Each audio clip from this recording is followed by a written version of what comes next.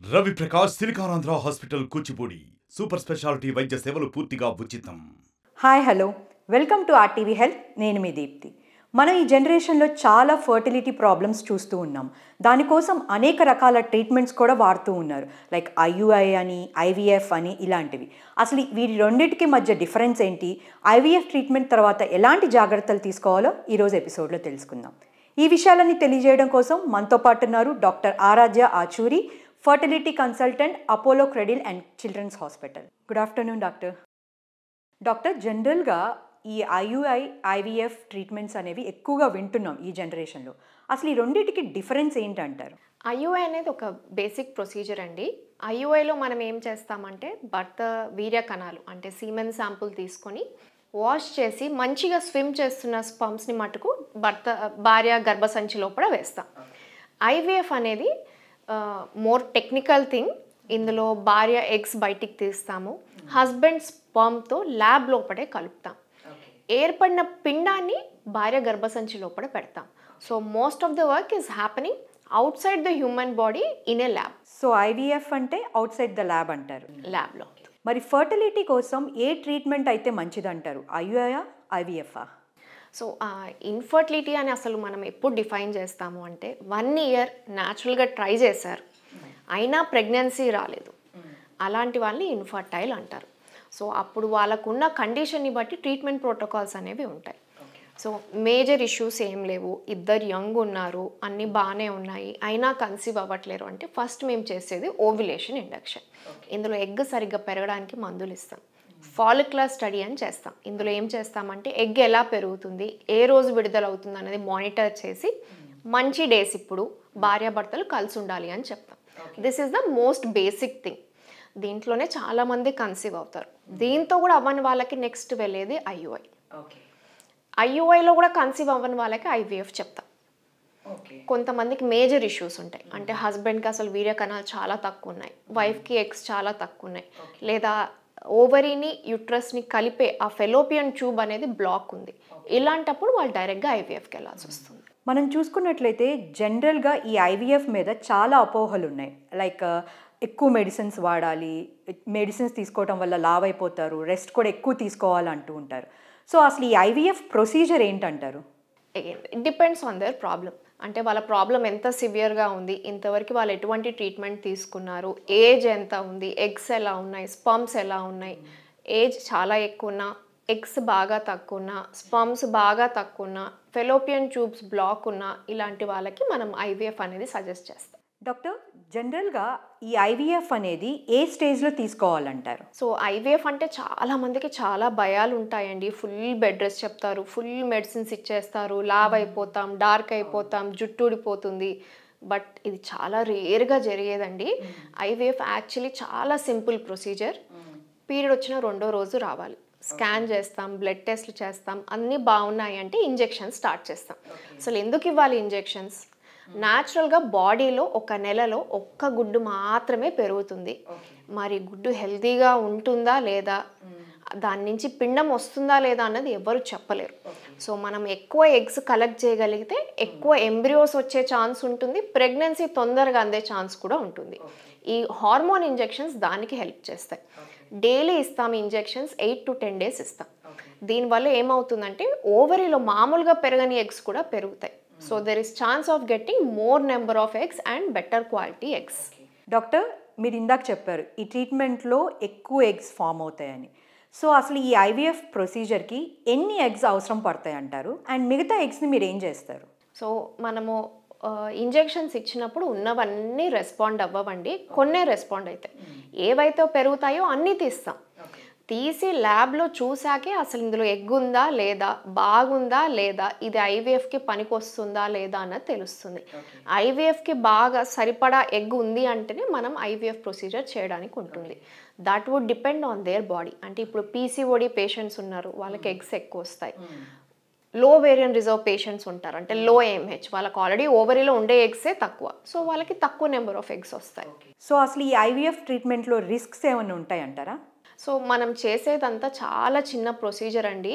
కొయ్యడం కానీ కుట్లేయడం కానీ ఏమీ ఉండదు. ఒక సూది లోపలికి వెళ్తుంది, ఓవరీలో ఎగ్స్ కలెక్ట్ చేసుకొని బయటకు వచ్చేస్తాం. బట్ ఉండే సైడ్ ఎఫెక్ట్స్ వల్ల మనకు ఓవరీ సైజ్ పెరుగుతున్నప్పుడు, హార్మోన్స్ పెరుగుతున్నప్పుడు బ్లోటింగ్ ఉంటుంది, అబ్డామినల్ డిస్కంఫర్ట్ ఉంటుంది. అంటే ఓవరీ సైజ్ పెరిగింది కాబట్టి ఆ బరువు అనేది తెలుస్తుంది. సో ఈ టైంలో మటుకు వంగడం, బరువులు ఎత్తడం లాంటివి చేయొద్దని చెప్తాం. డాక్టర్ గారు, జనరల్గా ఈ ఐవీఎఫ్ ప్రెగ్నెన్సీకి న్యాచురల్ ప్రెగ్నెన్సీకి డిఫరెన్స్ ఏంటంటారు? సో మనము ఐవీఎఫ్లో చేస్తుంది ఏంటి అంటే సృష్టికి ఎగెయిన్స్ట్గా వెళ్ళి చేస్తున్నాం. సో ఆబ్వియస్లీ సపోర్ట్ అనేది ఎక్కువ ఇస్తాం. సో వాళ్ళకి మెడిసిన్స్ అనేవి ఎక్స్ట్రా పడతాయి, బట్ అది కూడా ఫస్ట్ 3 months మటుకే. 3rd month అయిపోయింది అన్నాక it is like any other pregnancy, there is no difference. Doctor గారు, ఇందాక మీరు చెప్పారు ఈ ఐవీఎఫ్ ప్రొసీజర్లో ఇంజెక్షన్స్ వాడతారని. సో ఎన్ని ఇంజెక్షన్స్ పర్ డే యూజ్ అవుతాయి? Depends on person. కొంతమందికి 1 పడతాయి, కొంతమందికి 2 పడతాయి, కొంతమందికి 3 పడతాయి. వాళ్ళ కండిషన్ ఏంటి, వాళ్ళ ఏజ్ ఏంటి, వాళ్ళ ఏఎంహెచ్ ఏంటి, వాళ్ళ హార్మోన్ లెవెల్స్ ఎలా ఉన్నాయి, దాన్ని బట్టి ఉంటుంది. జనరల్గా ఈ ఐవీఎఫ్ ట్రీట్మెంట్ తర్వాత ప్రెగ్నెన్సీ కన్ఫర్మ్ అవ్వడానికి ఎన్ని డేస్ పడుతుందంటారు?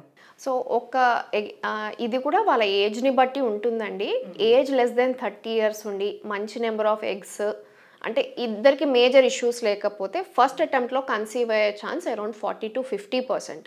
ఇంకా యంగర్ ఏజ్ ఉన్నారు, మైనర్ ప్రాబ్లమ్సే ఉన్నాయి, అంటే ఒకటి ట్యూబల్ బ్లాక్ ఉంది, ఇట్లాంటివి ఏమన్నా ఉంటే ఛాన్సెస్ ఇంకా పెరగవచ్చు.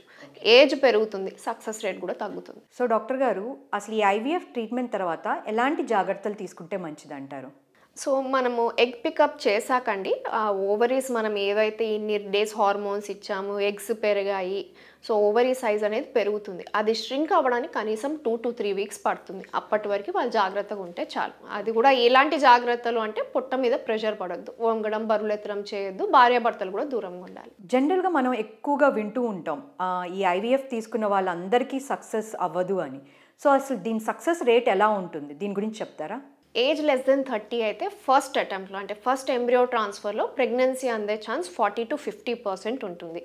ఏజ్ పెరుగుతున్నా కొద్దీ సక్సెస్ రేట్ అనేది తగ్గుతూ వస్తుంది. డాక్టర్, జనరల్గా ఈ ఐవీఎఫ్ ప్రొసీజర్ అనేది చాలా కాస్ట్లీ అని విన్నాము. సో అసలు ఎంత కాస్ట్ అవుతుందంటారు? Is it affordable? ఐవీఎఫ్ ఒక సైకిల్ అవ్వడానికి అప్రాక్సిమేట్గా 2 to 2.5 lakhs అవుతుందండి. ఎందుకు ఇంత ఎక్కువ? బికాజ్ ఇప్పుడు మనం ఇచ్చే హార్మోన్స్ ఏవి చీప్గా వచ్చేవి కాదు. They are all we maintain international standards, and lab is the place where the babies are being formed. అంటే సృష్టికి అగెయిన్స్ట్గా వెళ్ళి మేము చేస్తున్నాం, బాడీ లోపల జరగాల్సిందని మేము బయట చేస్తున్నాం. సో ద ఎక్విప్మెంట్ కానీ, కన్జ్యూమబుల్స్ కానీ, మీడియా కానీ, they are all very costly. So obviously cost పెరుగుతుంది. జనరల్గా డాక్టర్, ఈ ఐవీఎఫ్ ప్రొసీజర్ తర్వాత ట్విన్స్ ఎక్కువగా పుడతారని విన్నాము, అది కరెక్టే అంటారా? దాని గురించి చెప్పండి. సో మనం ఐవీఎఫ్ చేసినప్పుడు అండి ఎన్ని ఎంబ్రియోస్ లోపల పెట్టాలి అన్నది it is totally hour decision. So మాకు ట్విన్స్ వద్దు, సింగిలే కావాలి అనుకుంటే what we can do is a single Day 5 blastocyst transfer. లేదు మేము ఇంకా విసిగిపోయి ఉన్నాం, ఐఎమ్ డన్ విత్ ట్రీట్మెంట్స్, నాకు తొందరగా ట్విన్స్ అయిపోవాలి, I want to finish my family planning, we can definitely transfer 2 or 3 embryos, దాంతో ట్విన్స్ అయ్యే ఛాన్సెస్ పెరుగుతాయి. జనరల్గా నార్మల్ ప్రెగ్నెన్సీ తర్వాత బోర్న్ అయిన బేబీస్కి ఈ ఐవీఎఫ్ బేబీస్కి సేమేనా, లేకపోతే డిఫరెన్స్ ఏమన్నా ఉందంటారా? సో ఇప్పటికీ ఆల్మోస్ట్ 50 years అయిందండి ఐవీఎఫ్ అనే టెక్నిక్ డెవలప్ చేసి. There are millions of babies who have been born through IVF, and there are many studies which say that there is absolutely no difference.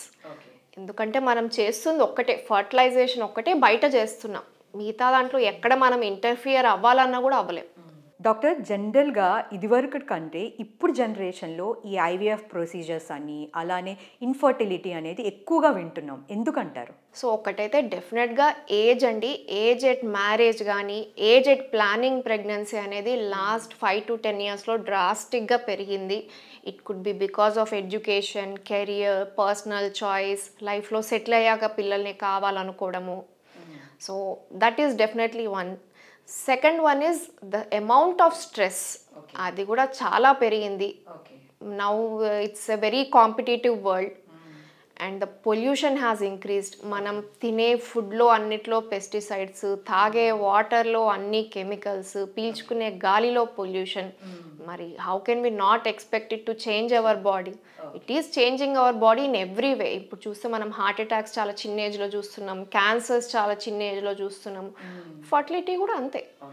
This is what nature is giving back to us. మనం దానికి ఏమి ఇచ్చామో అదే మనకు తిరిగి ఇస్తాం. So doctor, ఫైనల్గా pregnancy try చేసే వాళ్ళకి మీరు ఏం టిప్స్ చెప్తారు? వినడానికి కష్టమైనా కూడా try to get married early, try to plan pregnancy early. Nobody can beat the clock. ఎంత పెద్ద సెలబ్రిటీ అయినా, ఎంత రిచ్ అయినా, పొలిటీషియన్ అయినా, ఎవరైనా సరే you can't stop your biological clock. మీరెంత హెల్దీగా ఉన్నాము, ఫిట్గా ఉన్నాము, డైలీ జిమ్కి వెళ్తున్నాము అన్నా కూడా time is time. Ovary ageing మారదు. మనం సర్జరీలు చేసుకున్నా, కాస్మెటిక్స్ వాడినా, ఫేస్లో కానీ స్కిన్లో కానీ చేయొచ్చు, కానీ ఓవరీ ఏజింగ్ అనేదాన్ని ఎవ్వరూ ఆపలేరు. So the faster you can plan pregnancy, the sooner you can get pregnant, it is better for you. Doctor, జనరల్గా నాకు ఒక డౌట్. ఈ ఏజ్ అయిపోయిన తర్వాత ఉమెన్ కన్సీవ్ అయిన బేబీస్కి, నార్మల్ ఏజ్లో వాళ్ళు డెలివరీ అయిన బేబీస్కి డిఫరెన్స్ ఏమన్నా ఉంటుందంటారా? అంటే ఆ బేబీస్లో ఏమన్నా ఫ్యూచర్లో వాళ్ళకి ఏమన్నా హెల్త్ ప్రాబ్లమ్స్ అట్లా వచ్చే అవకాశాలు? సో ఏజ్ పెరుగుతున్న కొద్దీ ఎంబ్రియోలో కానీ ఎగ్లో కానీ జెనెటిక్ అనామలీస్ పెరిగే ఛాన్స్ ఉంటుందండి. There are multiple test which are available now. వీటిని మనం ప్రెగ్నెన్సీలోనే డిటెక్ట్ చేయడానికి, and in case it is an abnormal baby to discontinue the pregnancy and go for termination. Okay doctor, thank you so much. Thanks for your information. Thank you. So చూసారు కదండి, IVF procedure తర్వాత ఎలాంటి జాగ్రత్తలు తీసుకోవాలి, and ఐవీఎఫ్కి ఐయుఎఫ్కి difference ఏంటి, and ఎప్పుడు ఐవీఎఫ్ ట్రీట్మెంట్ తీసుకోవాలో మనం ఈరోజు తెలుసుకుందాం కదా. ఇది ఈరోజు మన ఇంటర్వ్యూ. తిరిగి మరో ఇంటర్వ్యూతో మళ్ళీ కలుద్దాం. అప్పటి వరకు కీప్ వాచింగ్ RTV. మరిన్ని వీడియోస్ కోసం ఛానల్ ని సబ్స్క్రైబ్ చేయండి, లేటెస్ట్ అప్డేట్స్ కోసం వాట్సాప్ ఛానల్ ని ఫాలో చేయండి, అండ్ లింక్ డిస్క్రిప్షన్ లో ఉంది.